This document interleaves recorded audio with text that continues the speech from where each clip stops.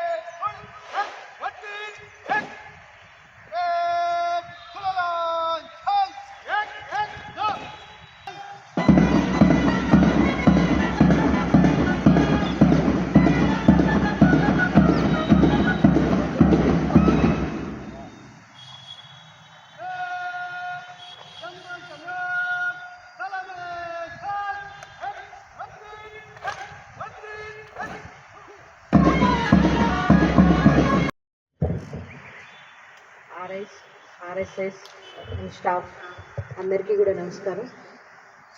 యాక్చువల్గా full ప్లెడ్జ్గా mobilisation పెట్టాలి అనే ఆలోచన ఉండింది నాకు. బట్ మన జిల్లా ఫోర్స్ ఎక్కువ కావడం వల్ల ప్రతి బందోబస్తుకు కూడా మనల్ని వాడడం స్టార్ట్ చేసింది. దానికి తోడు మన జిల్లాలో కూడా చాలా మటుకు మేజర్ ల్యాండ్ ఆర్డర్ బందోబస్తులు జరిగినాయి గత నెల నుంచి కూడా. ఈ సంవత్సరం అంతా కూడా నాకు ఒక 2 months జనవరి, ఫిబ్రవరి అంతా కూడా మొత్తం ఏ రోజు చూసినా ఏదో ఒక బందోబస్తు లాగే అనిపించింది. దానివల్ల సమయాభావం వల్ల ఒక 2 weeks పెట్టేటట్టాలనే ఉండే. ఎందుకంటే మనము స్పోర్ట్స్ మీట్కి వెళ్ళినప్పుడు హడావుడిగా ఓన్లీ సెలెక్షన్స్ చేసుకోవడం జరిగింది.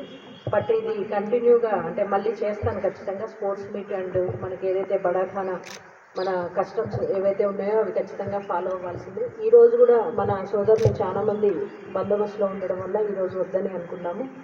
సో మనము ఆఫ్టర్ రంజాన్ మనం ప్లాన్ చేసుకుందాం. అది ఈ మొబిలైజేషన్ పీరియడ్ అంటే మొబిలైజేషన్ అనేది జనరల్గా ఏఆర్ డ్యూటీస్కి, సివిల్ డ్యూటీస్కి చాలా డిఫరెన్స్ ఉంటుంది. ఏఆర్ వాళ్ళు నిరంతరం 24/7 డ్యూటీలో ఉండేవాళ్ళు. అంటే ఒక డిస్ట్రిక్ట్ ఎస్పీకి, ఒక యూనిట్ ఆఫీసర్కి ఐస్ అండ్ ఇయర్స్, ఎస్బీ అయితే హ్యాండ్స్ మీరు లేకపోతే నేను ఏ బందోబస్తు కూడా చేయలేను. నేను వచ్చిన ఈ 9 నెలల్లో ఏ రోజు కూడా నా నమ్మకాన్ని వమ్ము చేయకుండా ప్రతిసారి కూడా మేమున్నాము అనేసి ప్రతి బందోబస్తులో కానీ ప్రతి వర్క్లో మీరు ఎప్పుడు నన్ను గెలిపించారు.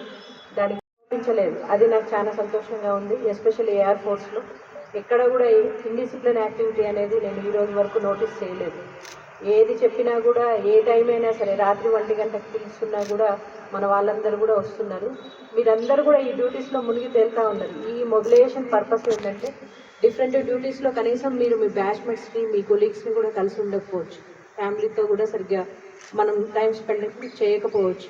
ఈ మొబిలైజేషన్ టైంలోనే అట్లీస్ట్ మన చుట్టూ ఏం జరుగుతుంది, అసలు ఇష్యూస్ ఏమున్నాయి, మన కొలీగ్స్ని కలవడం కానీ, రిఫ్రెషర్ కోర్స్ ఎప్పుడో మనము ఫైరింగ్ ఎప్పుడో చేసుకుంటాము లాస్ట్ ఇయర్ మొబిలైజేషన్ టైంలోనో, లేకపోతే కొన్నిసార్లు అవి కూడా చేయని జిల్లాలు ఉన్నాయి. బట్ ఆ ఫైరింగ్ కూడా మనం కంప్లీట్ చేయగలిగాము. అందరు ఫైరింగ్ అయితే చేశారు కదా, ఎస్సానోనా? ఓకే. సో ఫైరింగ్ అయితే చేశాము. ఎవ్రీడే పీటీ అయితే కండక్ట్ చేశారని అనుకుంటున్నాను నేను. అంత హార్ష్గా కాకపోయినా, ఎందుకంటే మనకు ఎండలు బాగున్నాయి. అట్లీస్ట్ ఒక రొటీను, అంటే సిస్టమేటిక్ రొటీన్, డిసిప్లిన్ రొటీన్ అయితే మీకు ఈ 2 వీక్స్లో ఫామ్ అయిందని అనుకుంటున్నాను. సో ఈ 2 వీక్స్లో మీరు ఏదైతే నాలెడ్జ్ గెయిన్ చేశారో అది రిఫ్రెష్గా ఉంచుకుంటూ నెక్స్ట్ 1 ఇయర్ వరకు, నెక్స్ట్ ఇయర్ మాత్రం మనం పక్కాగా 1 మంత్ ప్రాపర్ మొబిలైజేషన్కి వెళ్దాము.